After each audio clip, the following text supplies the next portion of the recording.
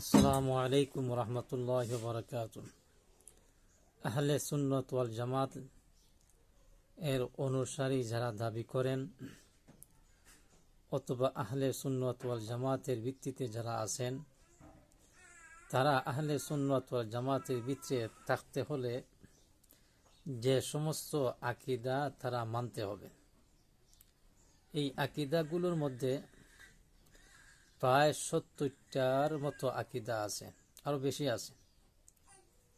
এই 70টা আকীদা অথবা এর থেকে বেশি মানলে আহলে সুন্নাত ওয়াল জামাত, আর এর বাইরে অথবা অতিরিক্ত যদি হয় তাহলে তারা কখনো আহলে সুন্নাত ওয়াল জামাত হতে পারে না। এই 70টা আকীদার মধ্যে আমি এই ভিডিওর মধ্যে 10টা আকীদা সংক্ষেপে বর্ণনা করতেছি, সংক্ষেপে বলতেছি। পরবর্তী ভিডিওতে আরো বলবো, এভাবে ধারাবাহিকভাবে বলবো। আপনারা ধারাবাহিকভাবে ভিডিও দেখবেন, তাহলে বুঝতে পারবেন।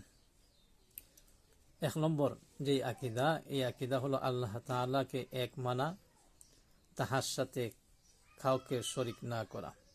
এটা আহলে সুন্নাত ওয়াল জামাতের 1 নম্বর আকীদা। 2 নম্বর আকীদা হলো আল্লাহ তাআলার সত্তা অনাদি ও তার গুণাবলী ও অনাদি। 3 নম্বর আল্লাহ তাআলা ছাড়া সবকিছুই নশ্বর, অর্থাৎ সবকিছুই ধ্বংস হয়ে যাবে। 4 নম্বর সৃষ্টির জ্ঞান ও দৃষ্টিশক্তি আল্লাহ তাআলাকে আয়ত্ত করতে পারে না। 5 নম্বর আল্লাহ তাআলা কারো মুখাপেক্ষী নন, সকলেই তাহার মুখাপেক্ষী।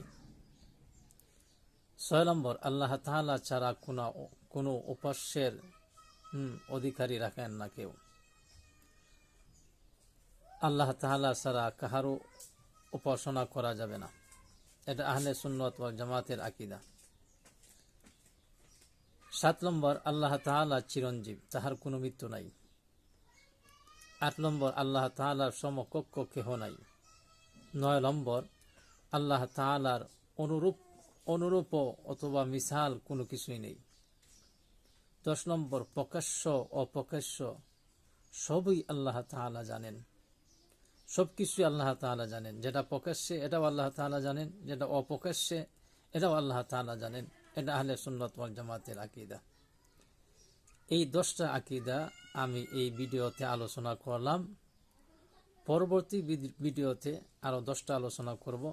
এই কারণে আপনাদেরকে বলতেছি, যারা আমার ভিডিও দেখেন তাদেরকে বলতেছি আপনারা ধারাবাহিকভাবে দেখবেন, তাহলে এই আহলে সুন্নাত ওয়াল জামাতের যে আকীদা, এই আকীদাগুলো আপনারা জানতে পারবেন যে কি কি আকীদা আছে, এই আকীদার বাইরে গেলে কি হবে আর কমে গেলে কি হবে।